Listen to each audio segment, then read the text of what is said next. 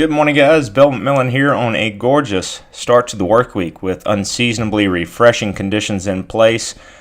As of the 6 o'clock hour, Indianapolis was still in the low 50s. However, many areas in and around the city itself in the mid and upper 40s this morning. Just gorgeous early June conditions out there, and we'll stay dry and sunny today. Temperatures will top out in the mid and upper 70s. With low humidity. We'll see a couple of showers scoot into the picture on Tuesday. However, with the dry air mass still in place, a lot of that will fall apart as it's pushing into central Indiana. That said, we will build in a mention of a shower in our forecast Tuesday. Better chances of thunderstorms come in on Wednesday. The Storm Prediction Center includes the southern half of the state and a slight risk for severe weather Wednesday. I think as we go into late Tuesday night, Wednesday morning, this will be the first of potentially a couple of rounds of thunderstorms that will move through central Indiana.